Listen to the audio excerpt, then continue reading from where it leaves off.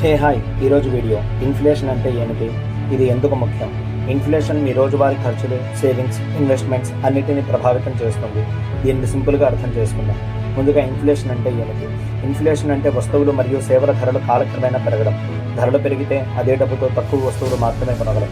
సింపుల్గా ఉదాహరణకి ఈరోజు పాలు 50 రూపాయలు ఉంటే తర్వాత సంవత్సరం 55 రూపాయలు అయితే ఆ పెరుగుదలే ఇన్ఫ్లేషన్. ఇన్ఫ్లేషన్ అసలు ఎందుకు వస్తుంది? డిమాండ్ పెరగడం, ఉత్పత్తి ఖర్చులు పెరగడం, సరఫరా తగ్గడం, ఇంధన ధరలు పెరగడం, మార్కెట్లో ఎక్కువ డబ్బులు ఉండడం. ఇది మీపై ప్రభావం. ఇన్ఫ్లేషన్ వల్ల గ్రోసరీ ఖర్చులు పెరుగుతాయి, రెంట్ పెరుగుతుంది, ఫ్యూయల్ ఖర్చులు పెరుగుతాయి, సేవింగ్స్ వాల్యూ తగ్గుతుంది. మీ ఆదాయం పెరగకపోతే మీ పర్చేసింగ్ పవర్ తగ్గిపోతుంది. ఇన్ఫ్లేషన్ని ఎవరు నియంత్రిస్తారు? భారతదేశంలో RBI, reserve bank of India ఇన్ఫ్లేషన్ని నియంత్రిస్తుంది.